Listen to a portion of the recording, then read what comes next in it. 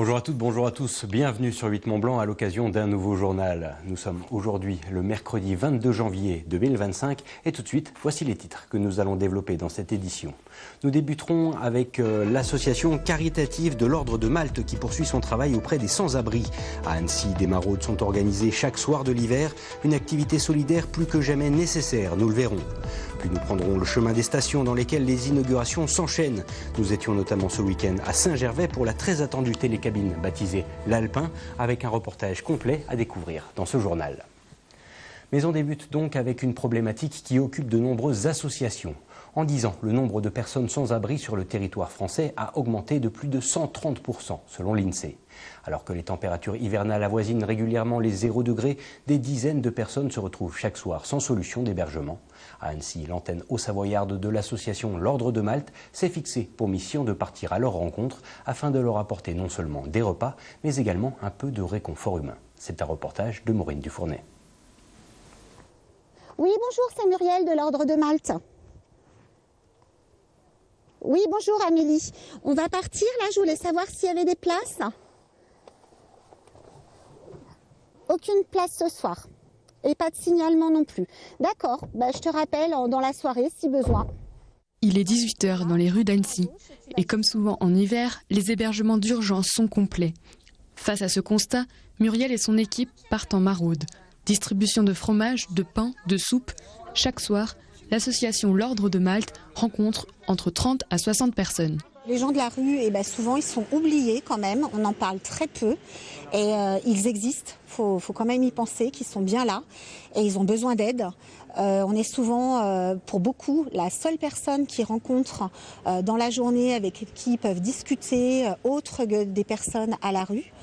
La difficulté actuelle, c'est qu'on rencontre des gens aussi qui ont un travail, qui vivent dans leur voiture ou qui vivent dans la rue parce qu'ils n'arrivent pas à se loger. Vu le prix des logements, c'est difficile pour eux. Ou alors on a aussi des gens qui viennent au camion de la maraude, qui ont un logement, mais qui sont en difficulté pour payer leur loyer, qui préfèrent payer le loyer et venir nous voir pour avoir une aide alimentaire. Après chaque arrêt, tout est noté pour assurer un suivi et maintenir un lien avec chaque bénéficiaire. Pour ces derniers, les bénévoles sont devenus des points fixes dans leur quotidien. Je viens tous les soirs et ça m'apporte du réconfort, de la chaleur humaine. Ils nous ramènent à manger, on a le droit à des boissons chaudes, on a disponibilité des couvertures, on peut avoir aussi des tentes également. C'est bénéfique de les avoir en fait dans la rue avec nous. Alors moi personnellement je suis toute seule dans mon coin. Mais ça me fait plaisir de voir les maraudes tous les soirs. Au moins, oui, on peut discuter un petit peu. En plus d'un lien social, ces actions permettent d'apporter des soins, puisque 2 fois par semaine, un médecin bénévole participe aux maraudes. Dans la rue, on ne peut pas faire de la médecine très pointue, très précise, mais on évalue leur problème de santé. Si on peut le régler sur place par une ordonnance ou leur donner un médicament ou leur faire éventuellement un pansement, on le fait. Mais c'est souvent, surtout en fonction de ce qu'on estime être plus ou moins urgent, on les oriente également sur des structures qui peuvent s'occuper d'eux.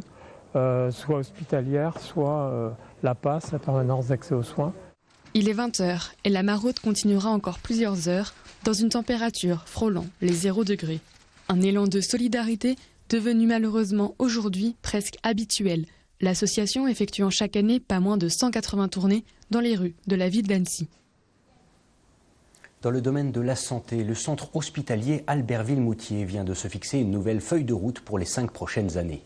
Avec cette idée, le CHAM souhaite aujourd'hui tourner la page de la crise Covid ou encore celle de la cyberattaque survenue fin 2020. Fruit d'une longue réflexion, ce projet d'établissement 2025-2029 s'articule notamment autour de plusieurs grands axes. On écoute à ce propos Romain Pernaut, le directeur délégué du CHAM. Il répond aux questions de Sébastien Germain. 5 années au cours desquelles on s'est redonné des objectifs.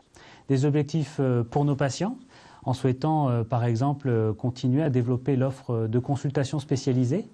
C'est des consultations qui se sont fortement développées ces dernières années. Pour la première fois en 2024, on a par exemple franchi la barre des 100 000 consultations par an au centre hospitalier Albertville-Moutier et on souhaite pouvoir développer encore davantage cette offre de consultation.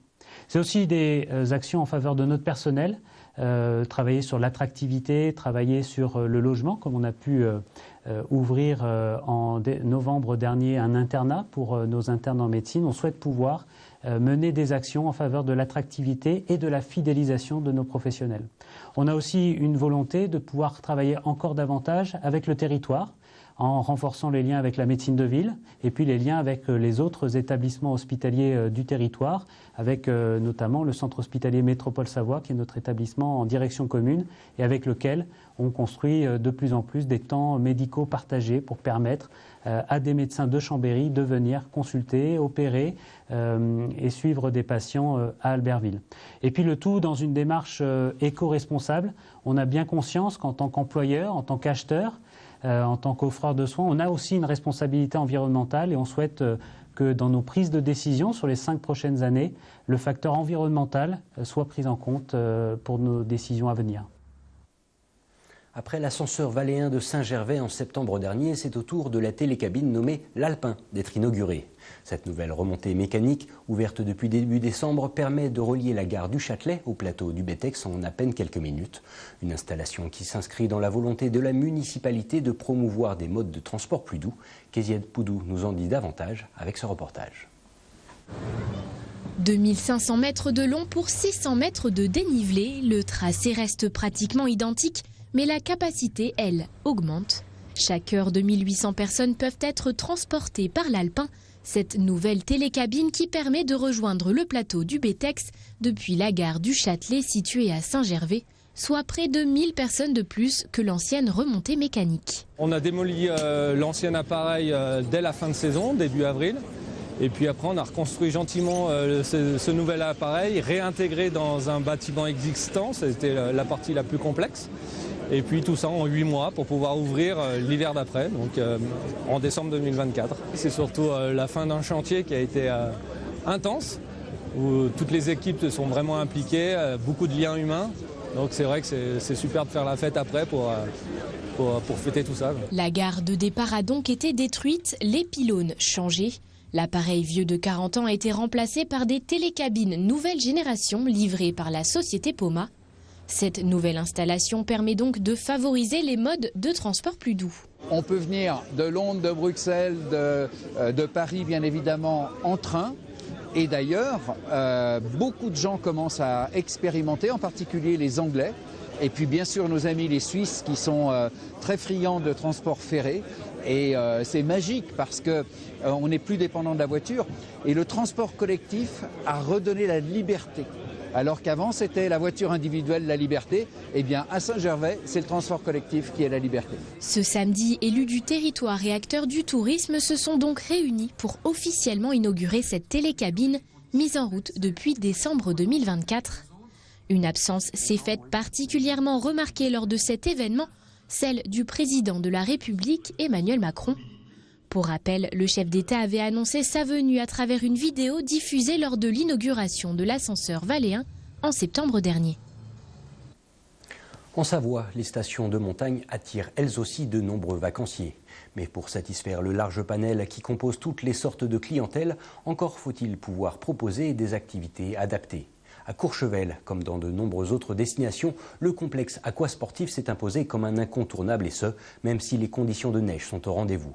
Construit en 2015, l'établissement a d'ailleurs enregistré pendant le mois de décembre dernier un nouveau record de fréquentation avec 1500 entrées en une seule journée, un chiffre qui représente près du double de la moyenne des entrées journalières comptabilisées ces dernières années.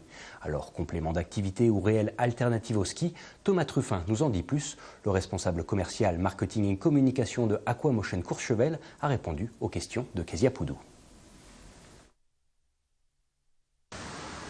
La volonté derrière était vraiment de pouvoir diversifier l'offre et de proposer une activité aux vacanciers après la journée de ski. Et nous, à partir de 17 h, on a un pic d'activité jusqu'à la fermeture. On est ouvert tous les jours de 10 h à 20 h 30. Donc voilà, c'est sûr que nos activités de bien-être et aqualudique se complètent parfaitement avec le ski et les autres activités proposées dans la station. On a des pics de fréquentation pendant les vacances scolaires. Par exemple, on a fait 17 000 entrées en décembre 2024, donc ce qui est un beau chiffre. Et on s'apprête également à avoir un gros pic pendant les vacances de février, évidemment.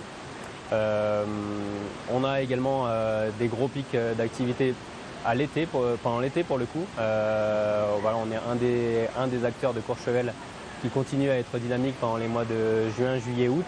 Donc là aussi on fait des beaux chiffres. L'année dernière on a fait 51 000 entrées sur les mois de juin, juillet, août jusqu'à la fermeture en septembre. Cette année on a ouvert en octobre, le 19 octobre, au lieu du 7 décembre comme ouvre le reste de la station. Voilà, donc une ouverture automnale qui a été également un vrai succès avec une fréquentation moyenne de 450 personnes pendant la Toussaint. Donc, ce qui équivaut par exemple à un mois de juin. Donc c'est quelque chose qu'on va être amené à perdurer. Et nous voilà arrivés au terme de ce journal d'information sur 8 Mont-Blanc. On se quitte avec quelques images de la grande odyssée VVF qui se poursuit dans les Alpes du Nord. Après les 7 lots, les attelages ont aujourd'hui passé le col de Porte avant d'en terminer ce jeudi par l'étape de Villard-de-Lans. Du côté du classement général, pas ou peu de changements avec l'Espagnol Iker Oscoidi Garcia toujours en tête devant les Françaises Elsa Borget et Cindy Duport. Dans un instant, vous retrouverez le bulletin météo de Thierry Paulme avant le prochain JT prévu pour demain, jeudi à partir de 18h. Mais d'ici là, je vous souhaite une excellente soirée avec nos programmes. À bientôt.